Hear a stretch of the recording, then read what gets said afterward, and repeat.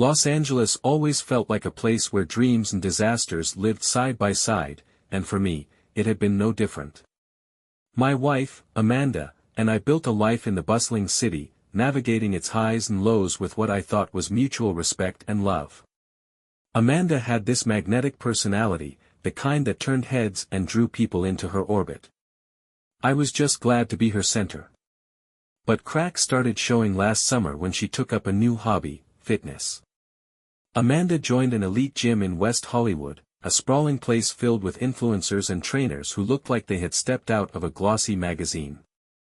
I encouraged her, proud of her determination to get in shape. What I didn't realize was that the gym would become more than a fitness sanctuary for her. It became her playground. One evening, I came home late from work. Amanda's car was in the driveway, but the house was quiet, a rare stillness. As I walked in, I found her sprawled on the couch, her gym bag tossed carelessly beside her. "You're back late," she said, not looking up from her phone. "Yeah, traffic on the 405, I replied, sinking into the chair across from her. She didn't ask about my day, just kept scrolling, her face illuminated by the glow of her screen. Something felt off, but I couldn't put my finger on it. Amanda had been distant lately, her laughter shorter, her touch colder. She started coming home later from the gym, sometimes hours after her session ended. When I asked, she'd wave me off, blaming traffic or errands. Then one night, as I was sifting through the pile of laundry she left in the basket, I found a note. A crumpled piece of paper with a time and an address. It wasn't ours, and it wasn't her gym. I told myself it was nothing, a fluke. But the doubt planted a seed, and I couldn't shake the growing unease. The note didn't leave my mind. That scrap of paper, with its jagged edges and cryptic details, felt like a ticking time bomb. The address scrawled on it was unfamiliar, but something in me hesitated to ask Amanda directly. I needed to know what it meant, without tipping her off. The following morning, I left for work as usual, but instead of heading to my office downtown, I drove straight to the address. It led me to a quiet cul-de-sac in a well-off neighborhood. The kind of place where the lawns were perfectly manicured and the houses gleamed with wealth. The house at the end of the street stood out, a sprawling modern design with floor-to-ceiling windows. The address on the note matched. I parked a few houses away and waited. At first, I felt ridiculous sitting there, staring at a stranger's home. But then, around mid-morning, a black SUV pulled into the driveway. Amanda stepped out, dressed in gym clothes, her hair pulled into a sleek ponytail. She wasn't alone. A man followed her out of the SUV, a tall, broad-shouldered guy who looked like he spent every waking moment in the gym. His arm brushed hers as they walked toward the house. She laughed at something he said, a light, carefree sound I hadn't heard from her in months. I gripped the steering wheel, my knuckles whitening. Every instinct screamed at me to get out of the car, to confront her, to demand an explanation. But I stayed frozen, my breath shallow as I watched them disappear into the house. That evening, when Amanda came home, her face was glowing, her mood light. "How was your day?" I asked, trying to keep my voice steady. "Exhausting," she said, pulling off her sneakers. "The gym kicked my butt today." Her lie was seamless, her expression unflinching. I nodded, my chest tight with anger. Whatever was happening at that house, I knew now it wasn't just errands, or traffic. Over the next week, I played the role of the oblivious husband, watching Amanda carefully. Every time she left for the gym, I waited 10 minutes before following her. Twice, I saw her drive straight to that house. Sometimes she stayed an hour, other times, it was the better part of the afternoon. The SUV guy was always there. The third time I followed her, I made a decision. Parking down the street, I waited until she was inside before stepping out of my car. My heart pounded as I approached the house, my ears straining for any sound. I crept around the side, ducking under windows, until I found a spot where I could see inside. What I saw nearly stopped my heart. Amanda was in the living room, sitting close to the man on a leather couch. Her hand rested on his thigh as they talked, their heads tilted intimately toward one another. He leaned in, his lips brushing her ear, and she laughed softly, placing her hand on his chest. It wasn't the laughter of a workout partner or a friend. It was the laughter of someone completely at ease, someone who felt desired. I pulled out my phone, my hands trembling as I snapped a few photos. They wouldn't see me. They were too absorbed in each other. Later that night, I sat in the dark with those photos, staring at the evidence. Part of me wanted to confront her immediately, to throw the images on the table and demand answers. But another part, the part still clinging to the hope that this was some misunderstanding, told me to wait. And then came the twist I never saw coming. 2 days later, I was scrolling through Amanda's social media when I noticed a tagged post from one of her gym friends. It was a photo from their girls' night out a few months back. In the background of the photo, partially hidden, was the SUV guy, and another woman. A woman who looked eerily familiar. It wasn't until I zoomed in that I realized why. She was the bartender from our favorite bar downtown, the one Amanda always insisted we go to. Suddenly, it wasn't just Amanda's infidelity I was questioning. It was everything. The discovery of the bartender in the photo set my mind spinning. Amanda had always insisted we go to that bar, even when I suggested trying someplace new. They have the best cocktails, she'd say with a grin, nudging me playfully. But now I couldn't shake the feeling that her motives ran deeper. Was this woman somehow connected to Amanda's secret life? Or was she just another piece of the puzzle I had yet to put together? That evening, Amanda came home later than usual, her hair slightly disheveled, a faint sheen of sweat on her skin. She was holding a smoothie, the logo of her gym emblazoned on the cup. "How was your workout?" I asked, keeping my tone casual. "Grueling," she replied, flopping onto the couch. "I swear, our trainer is part sadist." I nodded, biting back the urge to ask which trainer. I had noticed she never mentioned specific names when talking about her gym sessions anymore. The more I thought about it, the more I realized how vague she had become in her stories. Later that night, while Amanda slept soundly beside me, I scrolled through her Instagram. Her posts were carefully curated, photos of gym equipment, healthy meals, and the occasional group shot with her fitness friends. But something was missing. There wasn't a single photo of her with the SUV guy. In fact, there wasn't any trace of him in her tagged posts either. It was almost like she had gone out of her way to scrub him from her online life.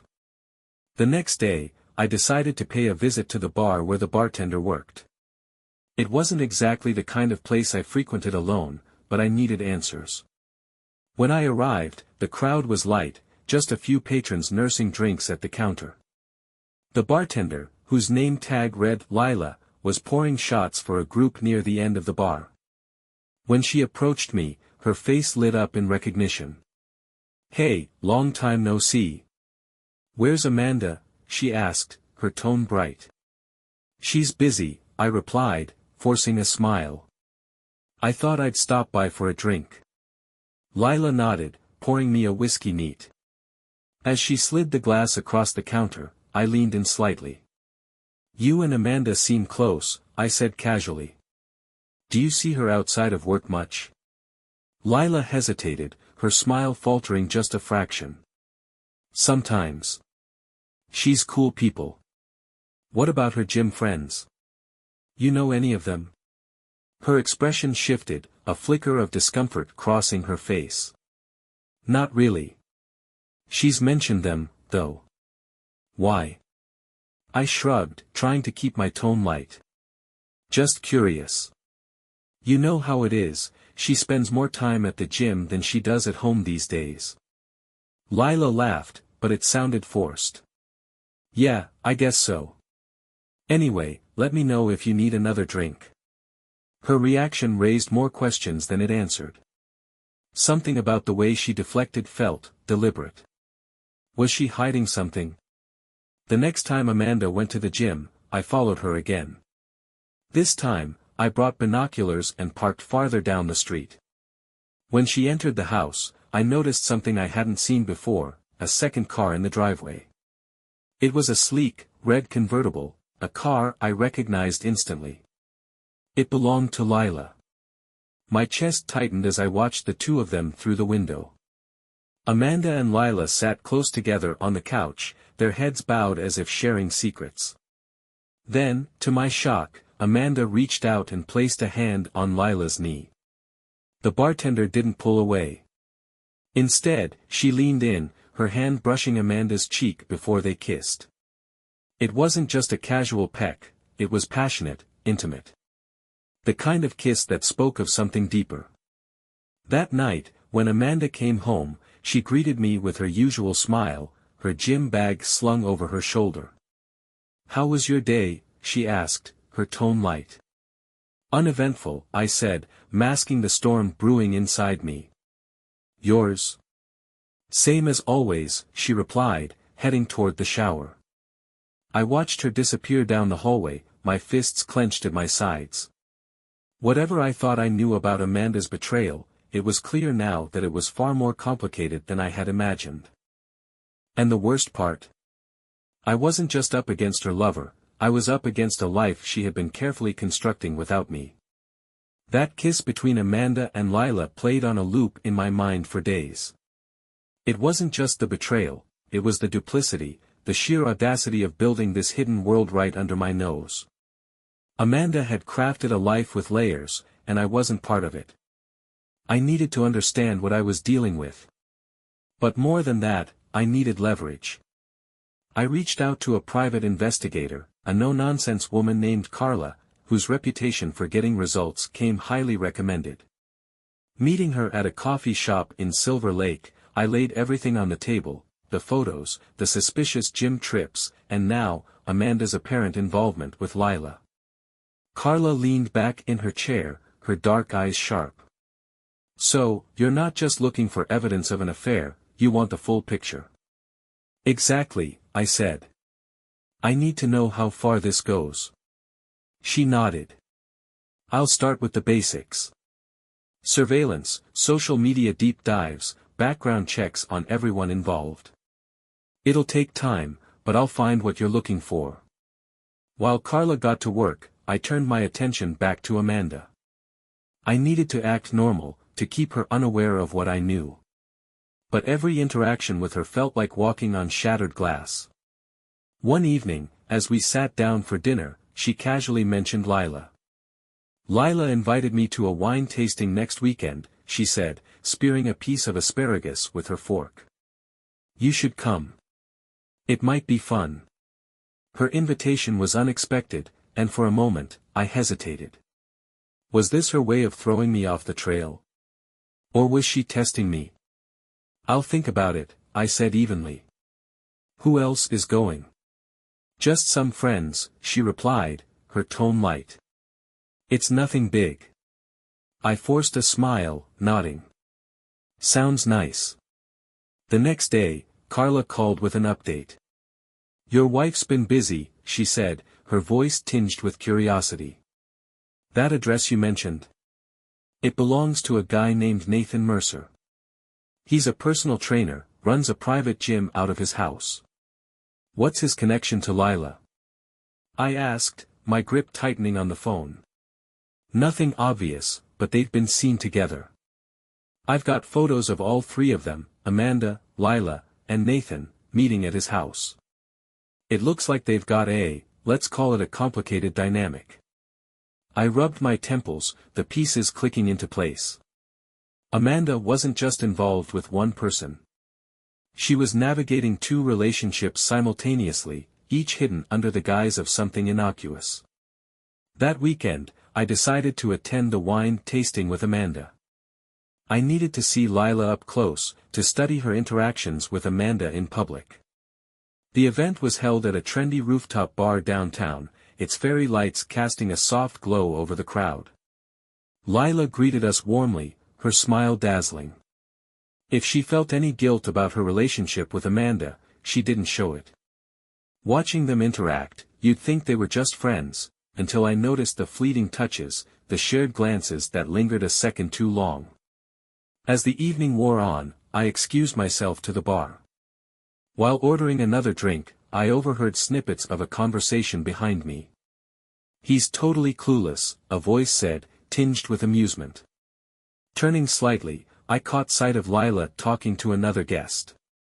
Amanda's name came up, followed by a quiet laugh from Lila. "She has him wrapped around her finger," she said. "It's almost impressive." My jaw tightened as I turned away, pretending I hadn't heard. The sheer audacity of it all left me seething. Later that night, I confronted Amanda. "How well do you know Lila?" I asked as we got ready for bed. She froze for just a second, so brief I almost missed it, before answering. "We're friends." "Why?" "She seems interesting," I said carefully. "A little too close for comfort, maybe." Amanda laughed, a touch too loudly. "Don't be ridiculous. You're imagining things." Her deflection was textbook, but it only fueled my determination. If she thought she could keep me in the dark, she was sorely mistaken. Amanda's dismissive response about Lila echoed in my mind long after that conversation. I could see it now, the tightrope she was walking, juggling her roles with Nathan, Lila, and me. It was almost impressive in its brazenness. Almost.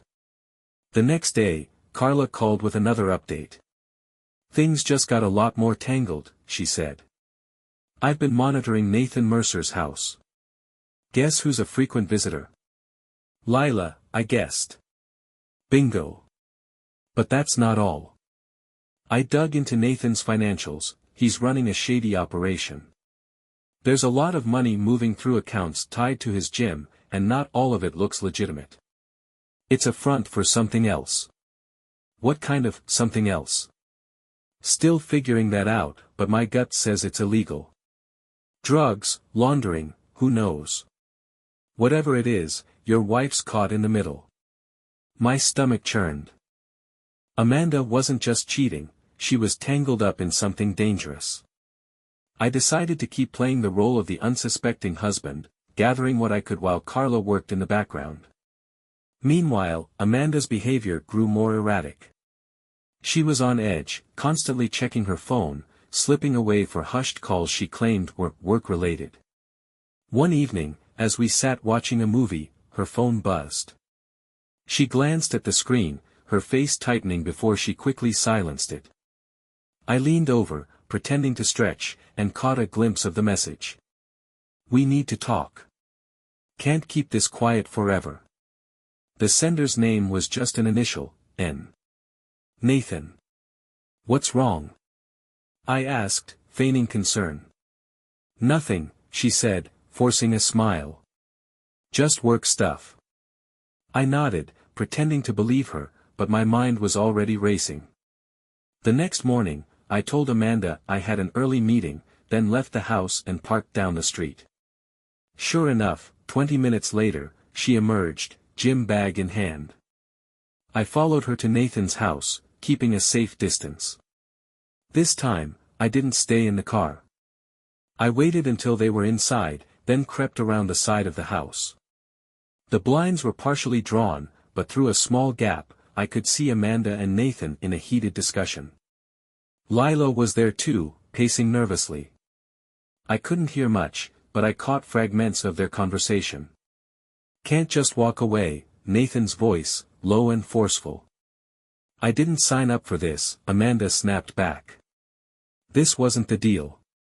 "You knew the risks," Lila said, her tone sharp. "Don't act like a victim now."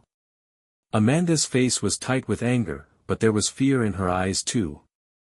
Whatever she'd gotten involved in, it was spiraling out of her control. That night, Carla called with more revelations. "Nathan's running an underground operation, confirmed," she said. "Illegal supplements, steroids, and more. He's using his gym as a front to move products. Amanda's name is on a couple of transactions. Looks like she's been helping him move money." I gripped the phone tightly, my mind reeling. Amanda wasn't just a bystander, she was actively participating. She's in deep, Carla continued. If this blows up, she's going down with him. What about Lila? I asked. She's just as involved. From what I've seen, she's Nathan's closest ally. And judging by their body language, there's more between them than just business. The next evening, Amanda came home visibly shaken. She barely spoke during dinner, her eyes darting to her phone every few minutes. You okay? I asked, trying to sound casual. Yeah, just tired, she mumbled. But as she cleared the table, I noticed her hands were trembling. That night, after she fell asleep, I took her phone. I'd been hesitant to cross this line before, but after everything I'd learned, I didn't care about boundaries anymore. It didn't take long to find what I was looking for.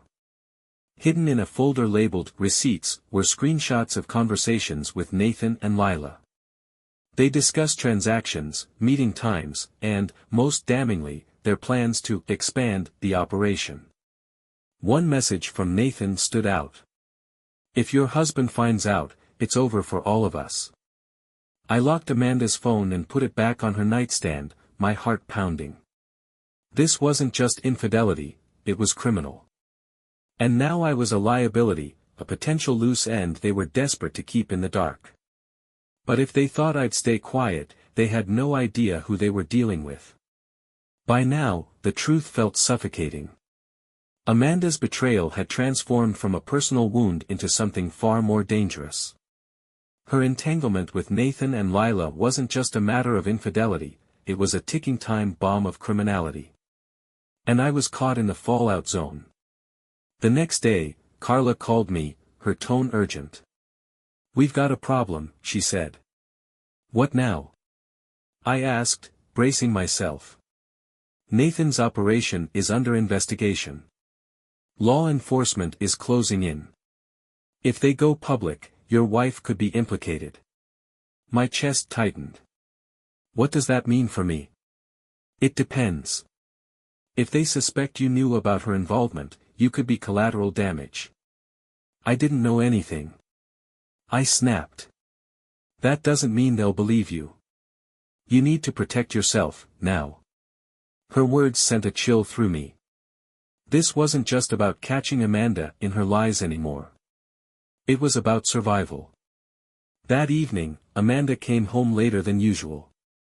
Her movements were jittery, her smile forced. You're home late, I said, watching her closely. Yeah, long day, she replied, avoiding eye contact. I decided to push. You've been acting strange lately. Is everything okay? She froze for a split second before plastering on a fake smile. Of course. Why wouldn't it be? I held her gaze, letting the silence stretch between us. Finally, she broke eye contact and disappeared into the bedroom. That night, as she slept, I made a decision. If law enforcement was circling, I needed to be one step ahead. I couldn't afford to be blindsided. The following day, I met with Carla in her office. She laid out everything she'd uncovered, Nathan's financial records, Lila's connection to the operation, and Amanda's role in facilitating transactions. This is enough to protect you, Carla said, sliding a folder across the desk. If the authorities come knocking, you have evidence that you were in the dark. I nodded, my mind racing. And Amanda? That's up to you. If you want to confront her, do it carefully. She's desperate right now. Desperate people make dangerous choices. Later that night, I finally confronted Amanda. She was in the kitchen, scrolling through her phone, when I walked in. We need to talk, I said, my voice steady. She looked up, her expression guarded. About what? About Nathan. And Lila. And whatever the hell you've gotten yourself into. Her face went pale. I don't know what you're talking about. Don't lie to me, I snapped, slamming the folder Carla had given me onto the counter. I know everything. Amanda stared at the folder, her hands trembling. Where did you get this? It doesn't matter, I said. What matters is that you've been lying to me. Not just about your affairs, but about this. I gestured to the folder. You've put our entire life at risk. Her eyes filled with tears. I didn't mean for it to go this far. Then why? I demanded. Why would you do this? She sank into a chair, her shoulders slumping. At first, it was just the gym. Nathan promised he could help me feel alive again. And Lila, she made me feel seen in a way I hadn't felt in years. That's your excuse? Feeling alive? My voice cracked with anger. You've dragged us into something illegal. Do you even understand the position I'm in now? She looked at me, her tears streaming. I never wanted to hurt you. Too late for that, I said coldly. You've left me no choice. Amanda begged me to let her fix things, to give her a chance to make it right. But I knew it was too late. Her world was unraveling, and I refused to let her drag me down with her. The next morning, I packed a bag and left the house. I told her I needed space, but in reality, I needed time to think. Time to figure out my next move. 2 days later, Carla called with a chilling update. Nathan knows you're onto him, she said. He's not happy. What does that mean? It means you need to be careful. Men like him don't play by the rules. If he thinks you're a threat, he won't hesitate to act. The weight of her warning hit me like a freight train.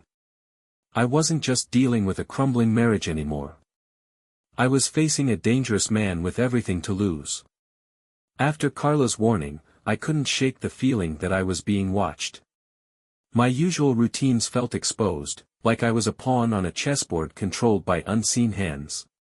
Nathan wasn't just a man running a shady operation, he was a predator who sensed a threat. And now, I was his prey. That evening, I stayed at a hotel, the unfamiliar room both a refuge and a reminder of how far my life had unraveled.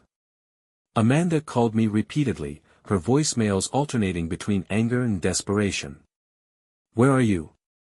We need to talk, she demanded in one message. I'm sorry, she pleaded in another. Please come home. We can fix this. Each message felt like a thread tying me back to her chaos. I ignored them all. The next morning, Carla sent me another update. This time, it wasn't just about Nathan, it was about Amanda. She's not being honest with you, Carla said. I've been tracking her movements since you left.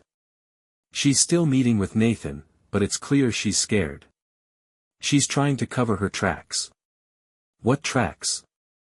I asked. Her financial involvement. She's been withdrawing large sums of cash from her personal account. Looks like she's trying to disappear. The news hit me like a sucker punch. Amanda wasn't just running from the fallout, she was running from me. That night, I decided to confront her one last time. I returned to the house, half expecting to find it empty. But when I walked in, Amanda was there, pacing the living room with her phone clutched in her hand. Her eyes widened when she saw me. You're back, she said, her voice uncertain. For now, I replied, my tone cold. We need to talk. She nodded, her shoulders slumping. I know I've made mistakes. This isn't just about mistakes, I said. It's about lies. And it's about Nathan. Her face paled. I told you, I didn't mean for things to get out of hand. Stop playing the victim, I snapped. You knew exactly what you were getting into. And now you're trying to run. Her eyes filled with tears, but there was a sharpness in her gaze that made me pause. You don't understand, she said. Nathan, he's not who you think he is. Then tell me, I demanded. Who is he? What she told me next changed everything. Nathan wasn't just a personal trainer running an underground operation, he was an enforcer for a larger syndicate. His gym was a front for laundering money and moving illicit goods, and Amanda had been pulled in through a mix of manipulation and intimidation. He threatened me, she said, her voice trembling. When I tried to leave, he said he'd destroy me, and you. And Lila? I asked. She's just as trapped as I am, Amanda replied. She acts like she's in control, but she's scared too. Nathan uses her to keep tabs on me. Her confession was a whirlwind of excuses, half-truths, and desperation. Part of me wanted to believe her. The other part knew she was still hiding something. The next day, I met with Carla to share what I'd learned. She listened intently, her expression unreadable. This lines up with what I've found, she said. Nathan's connected to some powerful people. If Amanda's telling the truth, she's in way over her head. And if she's lying? Carla's expression hardened. Then she's playing you.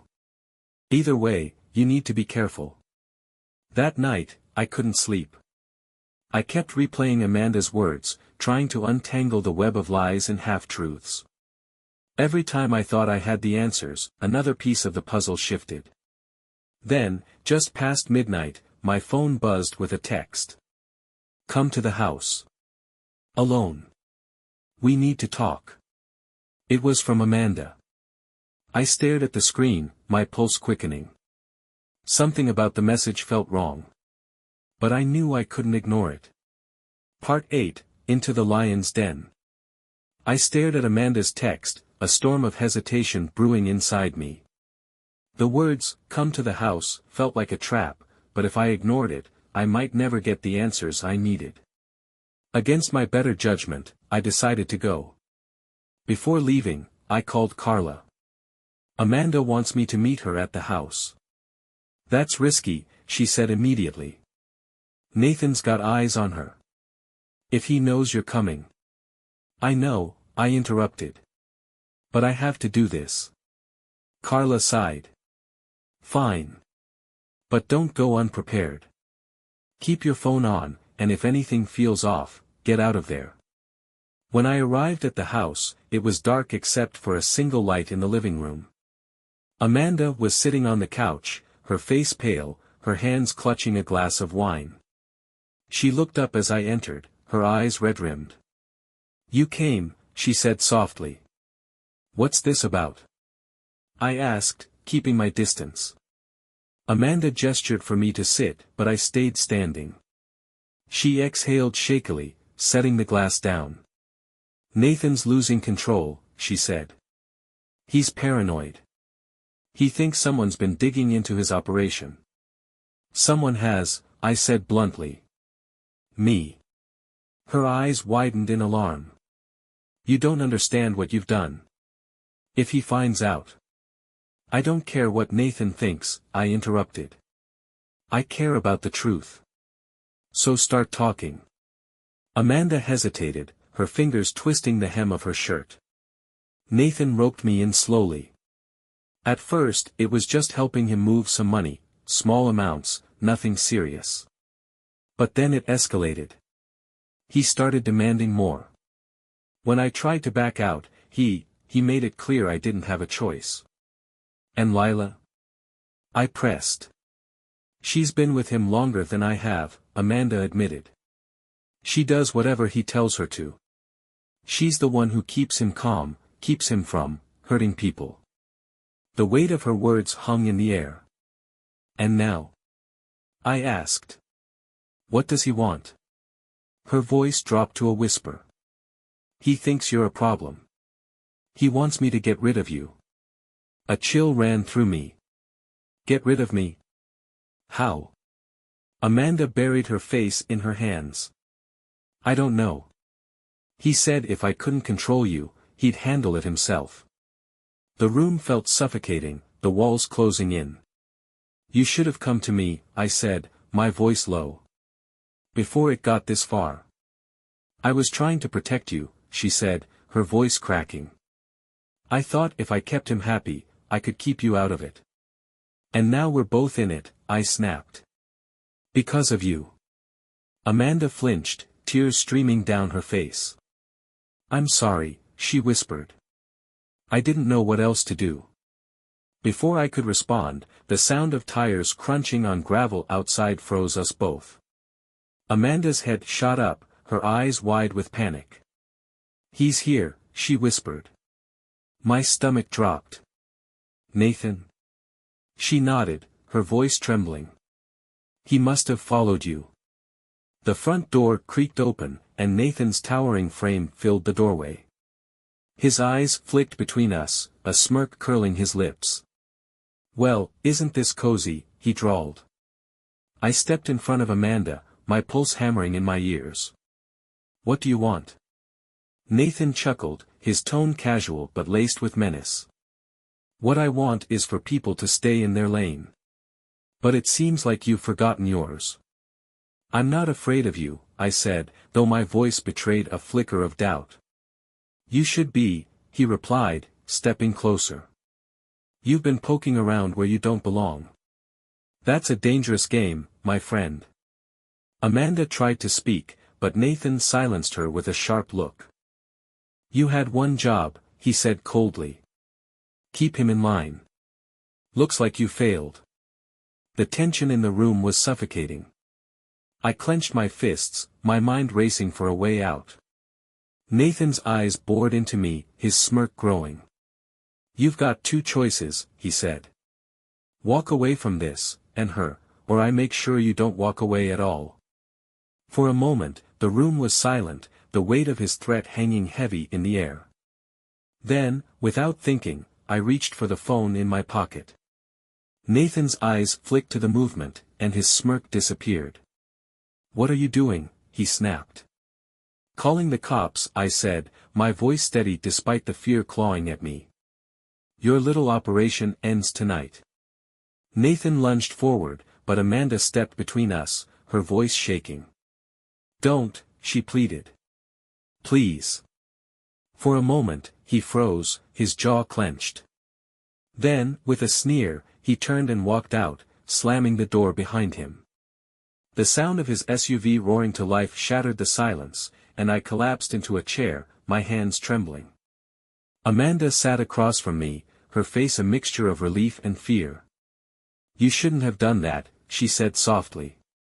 Maybe not, I replied. But I'm done letting him call the shots. Nathan's departure felt like a temporary reprieve, a pause in a game where the stakes were still dangerously high. Amanda sat across from me, her face pale, her breathing uneven. What happens now? She whispered. That depends, I said, my voice cold. Are you going to keep lying to me, or are you finally ready to tell me everything? Amanda looked down, her hands trembling. I've told you what I can. Not good enough, I snapped, slamming my hand on the table. You've dragged me into this mess. You owe me the truth. Her head snapped up, her eyes filled with tears. Fine, she said, her voice cracking. You want the truth. Nathan doesn't just want you out of the way, he's planning to cut ties with everyone. Lila, me, the entire operation. He thinks we're liabilities. My stomach tightened. Cut ties. You mean? Kill us, she said, her voice barely audible. He doesn't trust anyone anymore. Her confession hit me like a freight train. Nathan wasn't just a manipulator, he was a killer. And now, we were targets. We need to go to the police, I said. Now. Amanda shook her head frantically. No. If Nathan finds out, he'll kill us before they can protect us. Then what's your plan? I demanded. Hide. Hope he forgets about us. Amanda didn't answer. Her silence was enough. That night, I called Carla, my voice low and urgent. It's worse than we thought, I said, recounting Amanda's revelation. Carla didn't sound surprised. I had a feeling it would come to this, she said. We need to act fast. What do you suggest? Turn the tables, Carla said. Gather enough evidence to nail Nathan and make sure the authorities take him down before he can touch you. And if that doesn't work? Carla's voice hardened. Then you run. But not without a plan. The next day, I met Carla in person. She handed me a USB drive filled with everything she'd collected, Nathan's financial records, photos of his dealings, and transcripts of conversations between him and his associates. "This is your insurance policy," she said. "If Nathan makes a move, you go straight to the cops with this." I nodded, gripping the drive tightly. "What about Amanda?" "She's a wild card," Carla admitted. "I don't trust her. But if she's genuinely scared, she might be useful." That night, I confronted Amanda again. I showed her the USB drive, explaining what Carla had uncovered. "This is how we end it," I said. "We go to the police with this and take Nathan down." Amanda stared at the drive, her expression conflicted. "You don't understand," she said. "Nathan has people everywhere. If you go to the cops, he'll find out." "Then what do you suggest?" I asked, my patience wearing thin. She hesitated, then said, "We have to trap him. Make him confess." I stared at her, incredulous. "You think he's just going to confess?" "If he thinks he's in control, maybe," she said. "Nathan loves to gloat. If we can get him talking." Her plan was risky, borderline suicidal. But if it worked, it could bring Nathan down once and for all. The next evening, Amanda sent Nathan a message, asking to meet at his gym after hours. Carla had set up hidden cameras and recording devices in the gym beforehand, ensuring we captured everything. Nathan arrived shortly after Amanda, his expression wary. "What's this about?" he asked, his tone sharp. Amanda played her part well. "I just need reassurance," she said, her voice trembling. "You're not going to hurt me, are you?" Nathan smirked. "As long as you stay loyal, you're fine." "And him?" Amanda asked, referring to me. "What happens to him?" Nathan's smirk widened. "Oh, he's already a dead man walking. He just doesn't know it yet."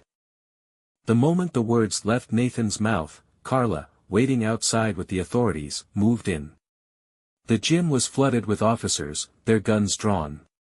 Nathan froze, his smirk replaced with a look of pure rage. "You set me up," he snarled at Amanda as he was handcuffed. She didn't respond, her face pale but resolute. Nathan's arrest was a relief, but the fallout was far from over. Amanda and I were left to face the wreckage of our lives, knowing things would never be the same. "Is this it?" she asked one night, her voice hollow. "The end?" I looked at her, the woman I thought I knew, and felt only emptiness. "It was over the moment you lied to me," I said. She nodded, tears in her eyes. "I guess I deserve that." Nathan's arrest sent ripples through our lives. The local news ran with the story, painting him as the leader of a criminal network that had finally been dismantled. Amanda's involvement was carefully omitted, thanks to Carla's meticulous planning and Amanda's cooperation with law enforcement. But the damage was done. Even though Nathan was gone, his shadow lingered over us. Amanda stayed with her sister while the authorities sorted through the mess. Her absence brought an eerie quiet to the house, giving me time to reflect. Every corner of our home felt haunted by her lies, by the life she built without me. The memories we had shared now felt like a cruel joke. One evening, I found myself going through an old photo album. There we were, Amanda and I on our wedding day, laughing in the California sunshine. A snapshot from our honeymoon in Hawaii, her hand in mine as we gazed at the ocean. I felt a pang of sadness, mourning the woman I thought she was. But the Amanda in those photos was gone. Or maybe she had never existed. Weeks later, Amanda and I met for coffee. It was her idea, she wanted to talk, to see if there was anything left to salvage. I agreed, more out of curiosity than hope. She arrived first, sitting at a corner table with a nervous energy. When she saw me, she forced a smile, but her eyes betrayed her fear. "Thanks for coming," she said softly. I nodded, sitting across from her. What do you want, Amanda? She hesitated, fiddling with her coffee cup. I wanted to apologize. For everything. I know I don't deserve your forgiveness, but I needed to say it. Her words were sincere, but they didn't move me. Why now? I asked. Why didn't you come clean when this all started? Tears welled in her eyes. I was scared, she admitted. Of Nathan, of losing you, of everything. I thought I could control it, but I couldn't. I failed you. Her voice broke on the last words, and for a moment, I almost felt sorry for her. Almost. I'm glad you realize that, I said, my tone cold. But you didn't just fail me. You destroyed everything we built. Amanda looked away, wiping her eyes. I know, she whispered. And I'm so sorry. We sat in silence for a while, the weight of our shared history pressing down on us. Finally, she spoke again. Do you think we could ever fix this? She asked, her voice trembling. I met her gaze, the question cutting through me. No, I said firmly. You made your choices, Amanda. And I can't live with them. Her face crumpled, but she nodded, as if she'd known the answer all along. In the weeks that followed, I filed for divorce. Amanda didn't contest it, knowing she had no ground to stand on. The process was painful, but also liberating. By the time the papers were finalized, I felt a weight lift off my shoulders. With Carla's help, I sold the house and moved to a smaller place in Pasadena. It was a fresh start, free from the ghosts of my past. I threw myself into work and slowly rebuilt my life, piece by piece. Months later, I heard through the grapevine that Amanda had left Los Angeles. She was starting over somewhere in the Midwest, far from the chaos she'd created. I didn't feel anger anymore, just a quiet sense of closure. As for me, I found solace in the simplicity of my new life. The betrayal had scarred me, but it had also taught me to value honesty and trust above all else. I wasn't ready to date again, but I knew that when I was, I'd never settle for less than someone who respected me. Looking back, I see it all clearly now. Amanda's deceit, Nathan's manipulation, Lila's complicity, it was a tangled web that almost consumed me. But I survived. And for that, I was grateful. In Los Angeles, the city of dreams, I had learned the cost of lies. But I had also learned the value of starting over. And for the first time in years, I felt truly free.